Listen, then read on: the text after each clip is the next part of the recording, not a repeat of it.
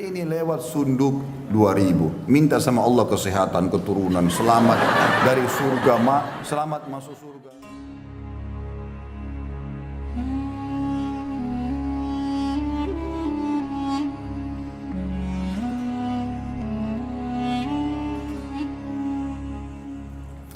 Tetangga ini teman-teman punya hak yang sangat besar dalam agama kita. Baik tetangga itu punya hubungan kerabat sama kita atau tidak. Baik kita kenal atau tidak. Seagama atau tidak.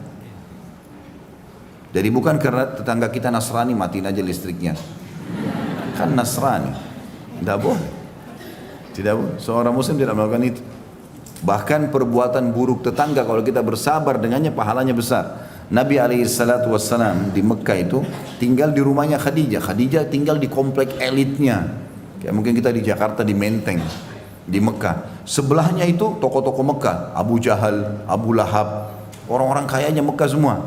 Nabi SAW kalau mau keluar pagi, itu mereka sepakat semua orang-orang kafir ini sampahnya ditaruh di pintu rumah. Sampah kotoran semua ditaruh di situ banyak. Dan tidak ada celah untuk jalan kecuali harus menginjak kotoran itu karena terlalu banyak. Tapi Nabi SAW keluar melihat sambil senyum. Dikumpul oleh Nabi SAW sampah itu. Dan mereka lihat ini, orang-orang kafir ini lihat. Dikumpul. Lalu beliau hadap kepada mereka mengatakan, beginikah kalian bermuamalah dengan tetangga? Akhlak yang bagus sekali. Kalau antum gimana? Pas tetangga taruh sampah, ini orang gak tahu diri. Ini, itu, segala macam.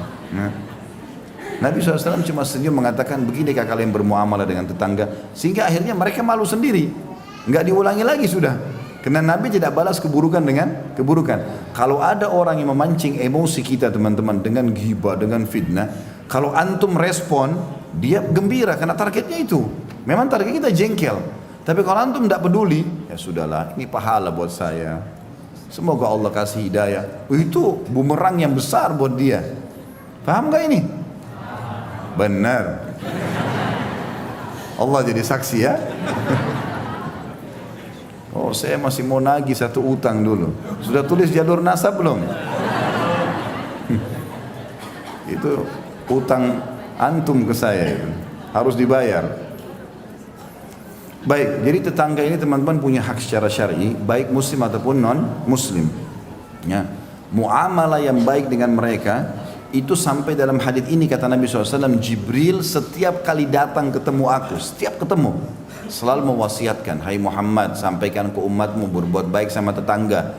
Terus saja Jibril mengatakan sampai saya kira akan keluar hukum nanti tetangga dapat warisan. Dapat warisan berarti seperti orang punya nasab. Tapi tentu tetangga tidak dapat warisan ya. Cuman saking seringnya diingatkan oleh Nabi SAW, oleh Jibril AS, maka Nabi SAW mengira akan ada warisan. Nanti akan kita jelaskan lebih jauh, masih beberapa bab ke depan masalah tetangga ya. Kita baca dulu kandungan hadis dalam hadis ini. Dikatakan penjelasan tentang besarnya hak tetangga dan keutamaan berbuat baik kepadanya. Apapun sifatnya. Memberikan makanan, menegur, tegur sapa, ya, membantu kalau dia lagi butuh bantuan, mengantarnya ke rumah sakit misalnya, membawa barangnya, membantu apa sajalah yang berhubungan dengan masalah tetangga, karena mereka orang yang paling terdekat. Kalau terjadi sesuatu, naudzubillah, rumah kebakaran, kita lagi safar, ya mereka yang bisa membantu kita, tetangga orang yang terdekat, gitu kan. Bahkan tolok ukurnya, kalau orang itu mau dianggap baik atau tidak, tanya tetangganya, baik nggak dia? Kalau tangganya bilang, oh bapak itu Masya Allah, luar biasa kalau lewat tegur kami, ya tegur sapa, kemudian sering berbagi, orang tahu. Tapi kalau begitu, bagaimana fulan? Wah, parah pokoknya. Lewat aja nggak pernah salam, nggak pernah berbagi. Kalau kita kirimin makanan kembali piring kosong. Kenapa ketawa? Tahu diri. Kalau dikasih sesuatu sama tetangga, balikin piring juga ada isinya. Ini terima selalu ada isinya, kembali kosong terus. Kemudian yang kedua, boleh berharap besar untuk mendapatkan kemurahan hati jika mendapatkan banyak nikmat. Ya, artinya teman-teman, termasuk bentuk syukur kepada Allah SWT kalau kita punya nikmat kita berbagi. Dan orang-orang yang terdekat punya hak itu, termasuk tetangga. Baik itu makanan, pakaian, apa saja. Ya, kita mengirim kepada tetangga. Bahkan ada sebuah kaidah syar'i penting. Ya, dalam masalah fikih, al-jaru ahaqqu bisaqabati jari. Tetangga lebih berhak terhadap penawaran tetangganya. Jadi kalau dalam hukum agama, kalau bapak ibu mau jual rumah, mau jual mobil, tetangga dulu ditawarin. Saking pentingnya hak mereka. Kalau mereka sudah tidak mau, baru antum tawarkan ke orang lain. Tetangga dulu. Saya mau jual rumah saya, mau beli enggak? Kiri kanan, depan ditanya. Saya mau jual mobil, mau jual motor. Kalau mereka sudah tidak mau, baru antum tawarkan ke orang lain. Dengan niat menerapkan hukum syariat, dapat pahala itu. Saking besarnya hak mereka sampai mereka yang kita tawarkan terlebih dahulu.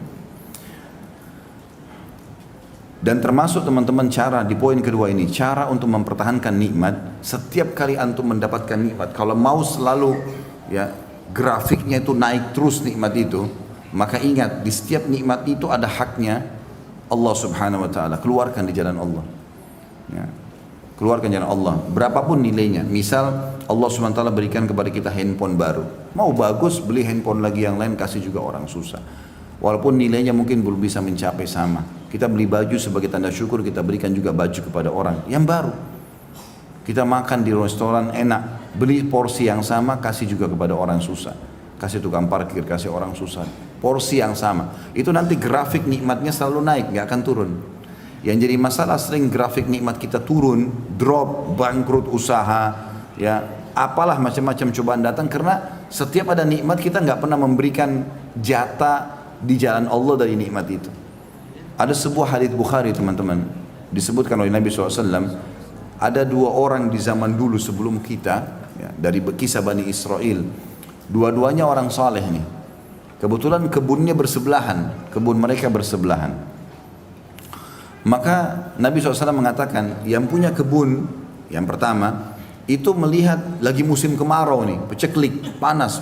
Orang-orang petani tahu dan pekebun tahu kalau butuh air banyak. Maka lewat di atas kebunnya dia awan, dan dari awan itu keluar suara, kata Nabi SAW. Ini hadis Bukhari. Suara itu terdengar oleh pemilik kebun yang pertama. Dia mengatakan, atau suara itu mengatakan, awan ini bawalah ke kebunnya si fulan, tetangganya dia, dan turunkan air buat kebunnya. Lalu awan itu jalan, dilihat sama dia, jalan terus turun hujan di sebelah. Dia punya kebun di sebelahnya, gak kena hujan. Maka dia pun pergi ke sebelah, diikutin sama dia. Dilihat hujan lebat di tetangganya. Dia tanya, apa yang kau lakukan dengan kebunmu? Sampai tadi saya dengar suara dari awan ini, hujan disuruh turunkan di kebunmu, yang lain tidak kena hujan, cuma dia saja. Maka dia mengatakan rahasianya. Mau dengar gak? Kamis depan aja.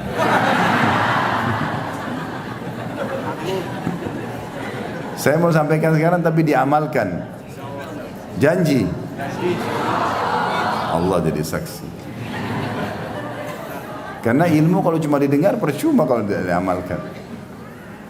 Maka dia mengatakan, hasil kebunku aku bagi 3. Bukan modalnya ya, hasilnya saja. Hasil panen kebunku aku bagi 3. Sepertiganya yang paling pertama disebutkan aku sedekahkan. Jadi kalau teman-teman terima gaji 2 juta, siap gak sepertiganya kasih dulu orang miskin? Terlalu besar Ustaz, 10% aja susah. Dipotong saja untuk sedekah 2,5% susah gitu. Apalagi mau sepertiga. Sepertiganya paling pertama saya sedekahkan dulu, langsung di jalan Allah. Sepertiganya saya kembalikan ke modal usaha saya, sepertiganya saya pakai untuk biaya keluarga saya. Karena dia bagi 3 begitu, dia tahu semua nikmat, ada hak Allah situ berapapun yang dia bisa keluarkan, maka Allah SWT berikan hujan di waktu musim peceklik. Dan ini grafiknya teman-teman, ini rahasianya grafiknya naik. Yang saya heran ini, kita udah tahu teori syar'i, sedekah itu resep kekayaan. Kenapa masih belum diamalkan? Kadang-kadang kita heran dengan orang tidak mau bersedekah dan masih negosiasi sama syaitan. Tidak boleh negosiasi sama syaitan. Ada orang miskin minta, kayaknya itu anak pinjaman. Dia masih kuat tuh, ya. Dia masih kuat, pura-pura kali. Ya. Apalah, kira-kira apa lagi bisikannya coba? Yang biasa digoda syaitan mana? Yang lucu kita iyakan, oh iya kayaknya. Padahal syaitan targetnya supaya waktu itu tidak dicatat amal sedekahnya. A'udzubillahi minasyaitonirrajim. Kalau kita sudah buka dompet mau keluarin duit nih, ada 5.000, ada 50.000, ada 100.000. Syaitan bilang 5.000 aja. Jangan, tidak boleh negosiasi. Ambil 100.000 kasih. Mulai sekarang belajar teman-teman. Yang belum pernah sedekah dengan jumlah tertentu yang dia masih mampu, coba sedekah dengan jumlah itu. Misal, antum selama ini 2000 terus, ya. Ternyata pendapatnya bisa, antum bisa keluarin 20.000, coba sekarang dengan 20.000. Bisa 100.000, belum pernah dicoba, coba 100.000. Belum pernah sejuta, coba sejuta. Yang kaya raya 100 juta, coba nilai yang belum pernah. Nanti datang juga yang besar. Makin besar kita berikan, ya. Kalau makin besar keran kita buka di jalan Allah, Allah akan berikan limpahan rahmatnya yang luas. Ini resep sederhana ini. Sa'ad bin Ubadah radhiyallahu anhu, sahabat Nabi, itu melimpah hasil panen kebunnya teman-teman, sepanjang tahun tidak pernah berhenti kurmanya, sampai kaya raya melimpah-limpah. Ternyata kata kuncinya satu, tiap hari dia panggil anaknya yang paling tua, namanya Qais. Terkenal dia sama anaknya, ini orang yang karam, mulia sekali. Dia bilang sama anaknya, nak, bantu ayah habisin uang ini sedekah. Bantu ayah habisin uang ini sedekah. Silakan kau kasih siapa saja, yang penting jalan Allah. Tiap hari ayah sama anak ini ambil dari hasil penjualan kurma, bagi-bagi, buka pintunya. Setiap hari ada orang naik di atas rumahnya teriak, wahai penduduk Madinah, siapa yang mau butuh, kalau kita kayak sembako sekarang, siapa yang butuh kebutuhan pokoknya silakan ambil.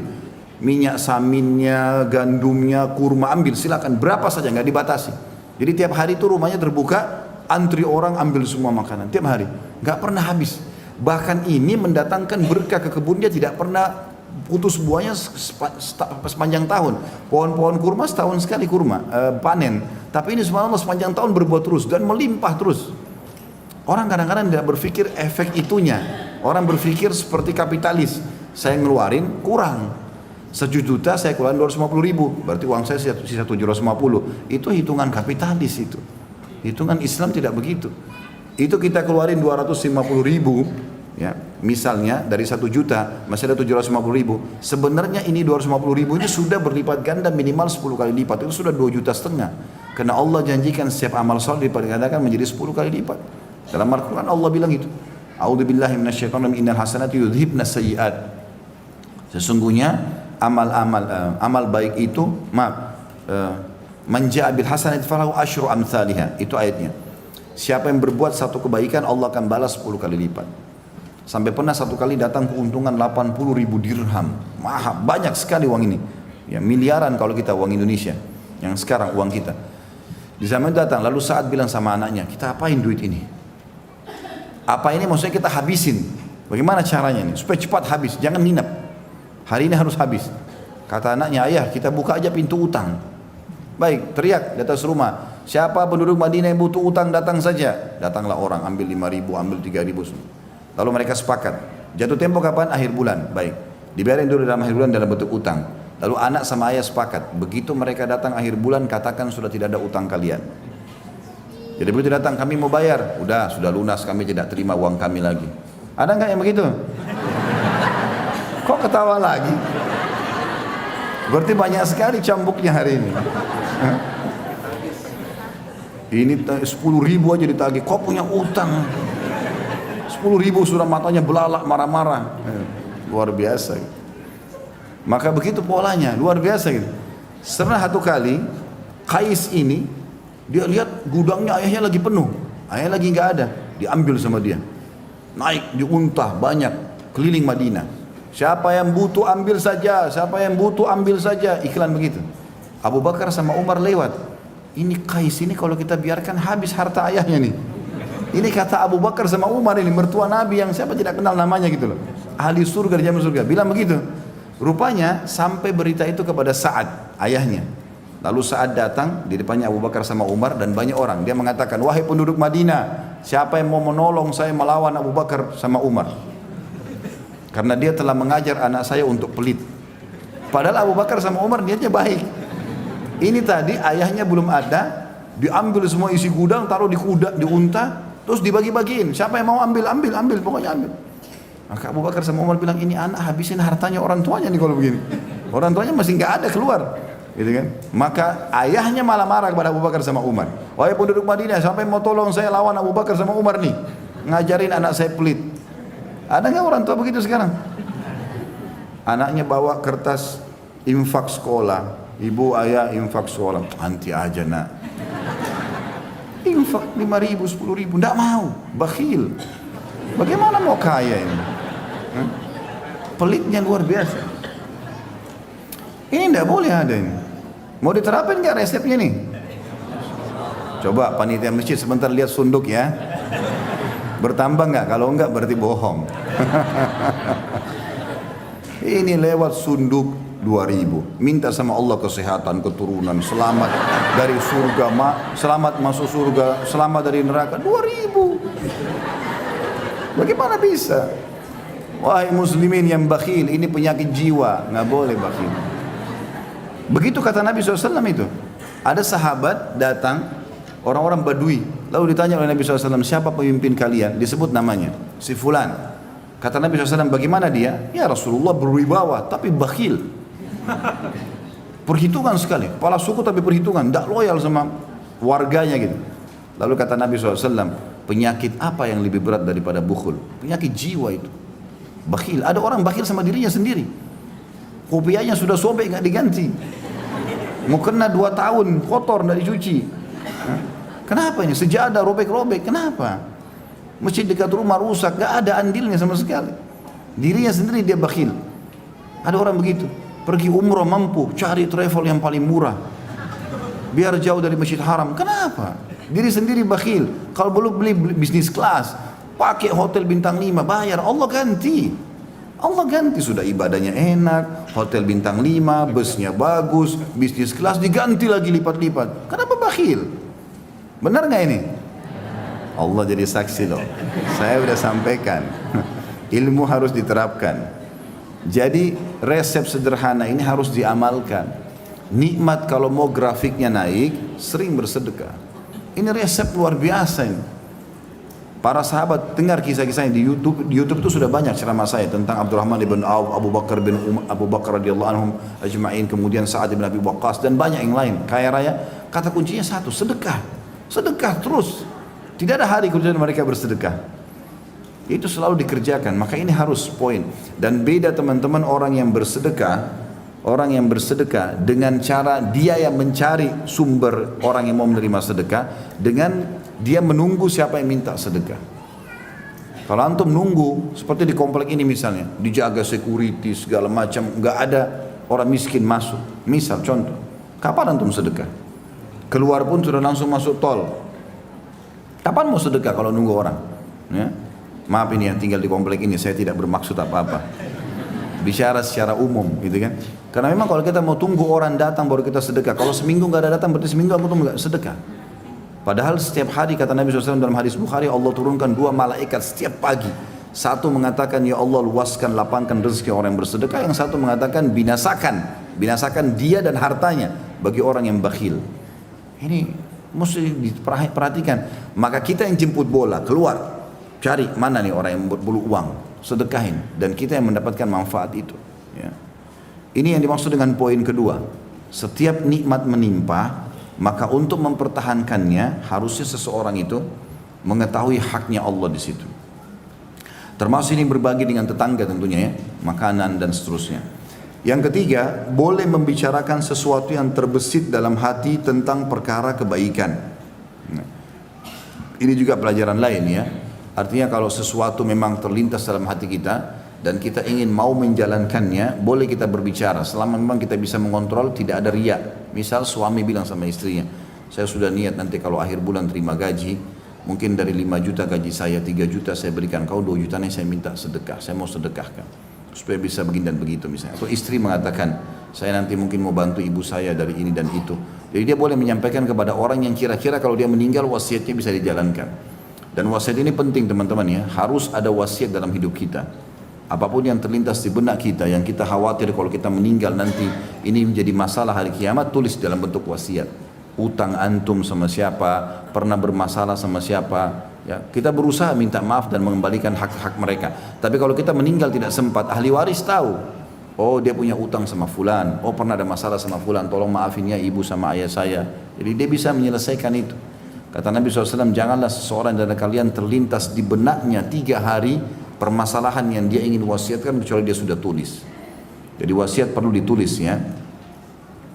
Kita masuk ke hadis nomor 102, masih bab yang sama, masih masalah wasiat Jibril alaihissalam tentang tetangga. Kata Ibnu Bukhari rahimahullah, Sadaqa mengabarkan kepada kami, ia berkata, Ibnu Uyainah mengabarkan kepada kami dari Amr, dari Nafi' bin Jubair, an Abi Shuraih al-Khuzai radhiyallahu anhu anin Nabi sallallahu alaihi wasallam qala, man kana yu'minu billahi wal yawmil akhir falyuhsin ila jarih, wa man kana yu'minu billahi wal yawmil akhir falyukrim dhaifa, wa man kana yu'minu billahi wal yawmil akhir falyakul khairan aw liyasmut. Terjemahannya dari Abu Shuraih al-Khuzai radhiyallahu anhu bahwasanya Nabi sallallahu alaihi wasallam bersabda, barang siapa yang mengaku beriman kepada Allah dan hari akhir, maknanya adalah dia yakin Allah ada dan dia yakin ada balasannya di akhirat, maka hendaklah ia berlaku baik pada tetangganya. Ya, nanti kita jelaskan ini. Kemudian yang kedua, barang siapa yang beriman kepada Allah dan hari akhir, maka hendaklah ia memuliakan tamunya. Dan barang siapa yang beriman kepada Allah hari akhir, maka berkatalah yang baik atau hendaklah ia diam. Hadis ini ya, mengandung makna yang luas sekali, dan ini termasuk dalam adab dan tata krama Islam yang harus dijadikan sebagai simbol kaum muslimin. Tidak mengenal dia orang Arab, orang bule, orang Melayu. Ini adalah prinsip dasar Islam. Karena di sini dipanggil siapa yang mengaku beriman kepada Allah dan hari akhir, yakin Allah ada, yakin semua janji Allah benar dia akan terima, maka pesan pertama Nabi, dia harus, bahasa Arabnya di sini ya, falyuhsin ila jarih. Bahasa hasan dalam bahasa Arab ini adalah sesuatu yang terbaik. Jadi kalau ada orang penampilannya bersih, maka orang bilang dia ini orang bersih, atau tampan, orang bilang tampan. Tapi kalau bergabung antara bersih, tampan, rapi, apalah semua kebaikan-kebaikan, orang Arab mengatakan orang ini hasan. Bahasa itu hasan namanya. Betul-betul dari semua sisi berarti bagus, gitu nggak? Itu yang dimaksud. Di sini teman-teman kata Nabi SAW, siapa yang mengaku beriman kepada Allah hari akhir, falyuhsin ila jari. Dia harus buat yang sesempurna mungkin buat tetangganya. Apa saja di sini? Tutur kata kah, tatapan mata kah, jamahan tangan kah, bantuan, apa saja. Semuanya harus yang terbaik. Itu yang dimaksud dengan ihsan. Dan kita sudah tahu istilah ihsan dalam agama kita adalah sesuatu yang tertinggi dalam ibadah kepada Allah Subhanahu wa taala. Tentu ulama banyak merincikan masalah ihsan ini ya. Yang mereka rincikan yang adalah tutur kata pada saat yang santun pada saat bertemu, sabar pada saat diganggu oleh tetangganya, kemudian dia membantu memperbaiki apa sajalah ya, yang berhubungan dengan kebutuhan tetangganya dia penuhi. Ini semua masuk dalam masalah pembuat baik ini. Kemudian yang kedua, barang siapa yang mengaku beriman kepada Allah dan hari akhir, maka dia harus menghormati tamunya. Ini juga kalimat ikram ya, di sini digunakan fal yukrim dhaifah. Orang Arab juga menggunakan kalimat karam ini ada susunannya. Kalau ada orang teman-teman, kalau ada orang minta dikasih sama dia, orang itu dikatakan orang baik. Orang Arab pun mengatakan orang baik istilahnya. Tapi kalau ada orang dia suka memberi walaupun tidak diminta, maka ini namanya orang karim. Beda. Salah satu sifat Allah SWT akramul akramin. Maknanya walaupun tidak minta memberi, gitu loh. Ada orang begitu.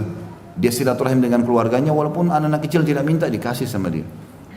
Walaupun ada kakaknya misalnya punya kemampuan tapi dia datang dikasih uang sama dia, dibawain hadiah apa. Ada orang karam namanya. Ya, punya kemuliaan jiwa memang, suka sekali memberi. Maka di sini Nabi SAW mengatakan siapa yang mengaku beriman kepada Allah dan hari akhir, dia harus mengikram tamunya. Ya. Jadi teman-teman hindari ini ya sifat bakhil. Kita kembali ke bakhil tadi. Ada orang begitu, tetangga bel atau ada orang bel pagar dari depan pintu. Kenapa? Dari depan pagar. Ya akhi dan ukhti, bukain orang pagar dulu. Silahkan masuk. Dan termasuk adab menerima tamu dalam masalah ikram adalah tidak menanyakan kenapa dia datang. Jangan tanya kenapa datang. Baru buka pintu, iya kenapa? Silahkan masuk. Silakan duduk. Tugas kita mengikram. Ikram itu memberikan makan, memberikan minum, pokoknya apa sajalah. Kalau dia tidak cerita apa-apa ya sudah, berarti dia cuma mau datang. Ya? Kalau dia punya hajat pasti dia akan bilang. Sudah biarkan saja sampai dia bilang baru kita jawab hajatnya. Itu termasuk adabnya. Termasuk adab dalam tamu adalah jangan tanya mau minum apa, panas atau dingin. Tidak usah, keluarkan semua. Kalau mau karam, mau orang mulia, dia nggak tanya. Dia langsung buatin teh panas, juga dikasih keluar minuman dingin, biar tamunya yang pilih. Kalau sekarang tamunya malu, mau minum apa, panas atau dingin, terserah aja. Padahal sebenarnya dia lagi meriang, butuh minuman panas. Nah? Atau dia lagi haus, butuh minuman dingin, cuma dia malu bilang, yang dingin aja. Ada juga orang Masya Allah tidak malu, tinggal bilang, ya saya mau dingin, saya mau panas. Tapi ini adab, ada orang subhanallah punya tata krama, dia nggak mau bilang. Termasuk juga adab orang yang jadi tamu adalah, tentu dia tidak rewel, dia tidak mengatakan, keluarin buat saya minuman dingin ya. Enggak, termasuk adab dari dua pihak memang begitu. Tapi kita sebagai pemilik rumah tidak usah tanya. Tugas kita ikram, ikram adalah memuliakan. Tempat dudukkan di tempat yang benar, berikan makan minuman, apa saja kita sajikan buat dia. Terserah dia mau pilih apa, gitu kan. Ada orang subhanallah saking karamnya, sampai-sampai dia terakhir sekali baru makan. Dan itu ada hadis yang berbunyi ya, termasuk adab pemilik rumah adalah dia yang terakhir makan. Jadi biarin tamu semua makan. Ini begitu ada makanan enak, dia nomor satu antri. Makanannya numpuk seperti gunung. Takut tetangganya habisin, atau tamunya habisin. Jahat urusan. Sampai-sampai saking ikram tamu ini dimuliakan dalam Islam teman-teman. Abdullah bin Mubarak rahimahullah, salah satu ulama tabi'in. Beliau itu sering puasa Senin Kamis. Satu waktu pernah kedatangan banyak tamu, pas hari puasa. Dihidangkanlah sama dia, tetap dia hidangkan. Dia nggak bilang, saya puasa ya. Enggak, dihidangkan sama dia makanan yang mewah-mewah. Tamu-tamunya tahu adab, mereka juga tidak mau memulai sebelum tuan rumah. Maka semua pada nunggu. Abdullah bin Mubarak bilang, silakan makan. Kami nunggu anda. Abdullah bin Mubarak tidak mau bilang, saya lagi puasa. Diambil sama dia, dicuil sama dia roti gandumnya, ditaruh daging sedikit, dia masukkan di mulutnya. Lalu dia mengatakan, ayo silakan. Orang lihat dia sudah makan, ya sudah, orang makan semua kan. Baru dia sibukkan diri seakan-akan lagi sibuk tamu. Ayo saya lagi sibuk dulu ya, urus ini. Dia ke belakang rumah dibuang makanan itu. Yang penting tamunya sudah makan. Begitu. Kalau antum kan kesempatan ada tamu, telan aja sekalian. Kan boleh Ustaz batalin puasa sunnah karena tamu. Mana dalilnya akhi? Kisah Salman sama Abu Darda. Salman sama Abu Darda ini ada kisahnya. Salman ini Al-Farisi pernah bertamu ke rumahnya Abu Darda. Begitu tiba depan rumah, dia lihat Ummu Darda lagi bersih-bersihin rumah, bajunya khusus sekali. Penampilannya seperti orang tidak ngerawat diri. Maka Salman tanya, kenapa Ummu Darda ini? Maksudnya hukum agama kok harus bersih di rumahmu segala macam, kenapa gini? Dia bilang, saudaramu Abu Darda nggak ada hajat lagi sama wanita. Malam hari mulai habis Isya sampai subuh sholat malam. Pagi puasa tiap hari. Kalau puasa juga istrinya nggak bisa dekat-dekat. Nggak ada hajat ini. Nggak ada waktu untuk lihat saya cengkerama ngobrol, nggak ada. Kata Salman, di mana suamimu? Kata Ummu Darda, di masjid. Ada riwayat lain menjelaskan juga, waktu Salman lagi nanya, Abu Darda muncul. Oh, ini saudara saya nih. Dia langsung masuk ke rumah, dihidangkan makan. Rupanya dia lagi puasa. Yang lagi puasa Abu Darda, karena setiap hari puasa kan istrinya bilang, malam hari selalu sholat tahajud. Maka yang terjadi, Abu Darda langsung suruh silakan masuk Salman, dihidangkan makanan. Dia bilang makanlah, karena saya lagi puasa, kata Abu Darda. Salman sudah dengar keluhannya istrinya tadi Ummu Darda kan, kalau ini saudaramu nggak punya hajat dengan wanita, nggak pernah perhatian saya lagi, nggak butuh apa saya, untuk apa dandan, untuk apa bersih-bersih, toh dia nggak sentuh saya gitu. Maka kata Salman, saya tidak akan makan sampai kau ikut makan. Kenapa? Karena kau lagi puasa sunnah, menghormati tamu wajib. Ya. Tapi kasusnya kenapa? Abu Darda setiap hari puasa. Dan Abu Darda tidak memberikan hak istrinya. Itu loh kasusnya. Ini pas hari Senin, ayo makan yuk. Ayo. Kan dia aja. Atau dia bilang sama temannya, kalau kau paksa sih saya buka puasa. Gimana modelnya ini? Jadi kasus Salman dan Abu Darda ada. Dan ini jangan selalu jadikan dalil untuk batalin puasa ini. Maka akhirnya Salman, Abu Darda makan karena hormati tamu kan. Malam hari Salman minta nginap di rumahnya. Ini Abu Darda ini setiap habis pulang dari masjid, habis sholat Isya dengan Nabi SAW, dia pulang ke rumahnya, ganti baju masuk kamar, keluar ke ruang tamu langsung sholat. Dari itu sampai subuh. nggak berhenti sholat. Jadi malam itu kan kalau dalam Islam dibagi tiga ya, makanya ada istilah sepertiga malam terakhir ya. Jadi mulai maghrib, ikhwan dan akhwat sekalian, sampai subuh itu dibagi tiga. Kalau misalnya 12 jam, berarti 4 jam, 4 jam, 4 jam. 4 jam pertama, dari maghrib sampai 4 jam itu dianggap sepertiga pertama, sepertiga kedua, sepertiga ketiga. Nah, sepertiga akhir itu yang Allah turun ke langit bumi. Gitu. Jadi kita membagi malam jadi 3 bagian. Rupanya, Salman sudah nunggu di ruang tamu. Abu Darda keluar mau sholat. Ditahan, ditanya oleh Salman, kenapa kamu keluar? Saya mau sholat, tidur dulu. Suruh kasih haknya, untuk dia tidur, istrinya juga punya hak. 1/2 malam, keluar lagi Abu Darda. Salman tanya, mau ngapain? Mau sholat, tidur dulu. Dijaga sama Salman, semalam suntuk. Begitu 1/3 malam, dia keluar, kata Salman, sholat sesukamu. Dalam riwayat lain dikatakan mereka sholat berdua. Setelah azan subuh, pergi ke masjid sama-sama, rupanya Abu Darda terganggu nih. Dia langsung mengatakan, ya Rasulullah, Salman udah ngacoin program saya. Kemarin puasa disuruh batalin. Sholat malam biasanya semalam suntuk, ini cuma 1/3. Tapi Salman sebelum pergi ke masjid sudah bilang, wahai Abu Darda, Allah Tuhanmu punya hak, dirimu punya hak, istrimu punya hak. Kasih semua haknya. Jangan semuanya ibadah saja kepada Allah, tapi hak istri, hak anak, hak suami, hak tetangga nggak dikasih. Masing-masing Allah sudah kasih porsinya gitu kan. Maka kasihkan semua haknya. Waktu Abu Darda ngeluh dengan Nabi SAW, kata Nabi SAW, Salman benar. Harusnya kau kasih hak Tuhanmu, harus kau kasih juga hak dirimu, harus juga kau kasih hak keluargamu. Kita juga butuh pada saat lapar makan, kita butuh juga rileks, tapi kita juga butuh ibadah. Jadi semua sisi seorang muslim itu menyempurnakan hidupnya ya. Itu yang dimaksud dengan potongan ini. Kita kembali ke inti bahasan, berarti tamu wajib dimuliakan. Jangan tanya kenapa datang, hidangkan semua yang ada ya. Dan termasuk adab kalau kita yang bertamu teman-teman, kalau kita bertamu dianjurkan untuk tidak berdiri di depan pintu orang ya. Itu termasuk adab dalam hadis. Jadi kalau kita lagi rumah orang, jangan langsung berdiri pas di pintu yang dia buka, di sisi kanannya. Sunnah Nabi di sisi kanan pintu. Nabi SAW mengatakan ke rumah sahabat di sisi kanan. Karena jangan sampai dia buka pintu, istrinya nggak pakai hijab, ada sesuatu di rumah yang dia tidak mau dilihat. Karena kalau kita langsung di situ dibuka kelihatan kan. Ada rumah orang kadang-kadang plong, maka dia berdiri di sebelah. Termasuk adabnya, kalau dipersilahkan masuk, perhatikan kata pemilik rumah. Kalau dia bilang silahkan masuk, berarti hanya masuk sampai di pintu. Ya, jangan masuk ke kamar orang, ke dapur. Ada orang begitu, tamunya, maaf ya sebentar, tuan rumahnya masuk ke kamar, dia sudah keliling-keliling, tahu semuanya, dapurnya orang, taman belakang, bagus rumah kamu ya, ini, kenapa mau campuri rumahnya orang?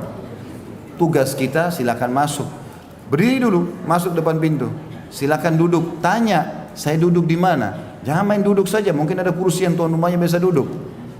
Kita nggak boleh duduk di tempat seorang muslim, kan gitu. Harus ditanya. Kemudian kalaupun duduk, maka jangan langsung main makan hidangan. Dipersilahkan baru ambil. Kan begitu. Ini ada adab-adab tata kerama semua. Ini masuk dalam masalah siapa yang mengaku beriman pada Allah dan akhir, dia harus menghormati tamunya. Yang ketiga, siapa yang mengaku beriman kepada Allah dan akhir, maka dia hanya harus mengucapkan yang baik saja atau dia diam. Dan ini juga penting bagi seorang muslim. Bapak Ibu sekalian harus mulai sekarang programkan. Masa lalu sudah selesai urusannya. Itu kalau salah kita bertaubat, kalau benar kita bersyukur. Saya bahas siang ini, pagi ini sampai ke depan, sampai ajal kita datang. Teman-teman sekalian, yang terucapkan dari lisan seorang muslim harus emas, bobotnya besar, bernilai pahala. Kalau omong kosong diam, tidak usah. Ya. Saya tahu kisah Syekh bin Baz rahimahullah, ulama Saudi, itu kalau beliau terima teleponnya orang, sambil dengarin keluhannya orang itu sambil berzikir. Enggak ada waktu kosong buat dia. Nanti kalau sudah selesai orang itu tanya, baru dia ngomong. Jadi cuma ada zikir atau dia menasihati orang lain. Isinya semua berbobot. Ada orang kadang-kadang berteman sudah 20 tahun, ceritanya sudah itu terus diulang-ulangi. Temannya sudah bengkak telinganya, faham masalahnya. Dulu saya waktu SD begini, orang semua sudah tahu. Untuk apa diulang-ulangin ini? Saya kadang-kadang kalau dulu sama istri saya, ada cerita begini. Saya udah 7 kali dengar nih. Cerita yang lain, apa gitu. Tidak perlu diulang-ulangin terus. Apa kira-kira manfaat? Kalau tidak ada diam, udah. Gitu kan?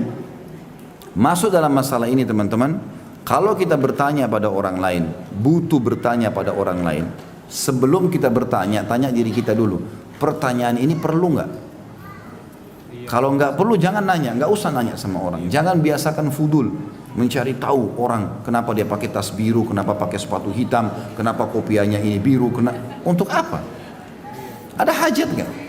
Kalau kita lihat orang di pengajian bajunya bagus, kita memang ingin beli, nanya.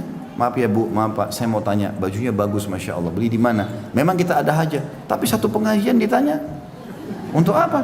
Ini tanya bajunya, ini tanya kopiahnya, ini tanya tasnya, semua dia mau cari tahu. Ada orang begitu, seperti perpustakaan berjalan.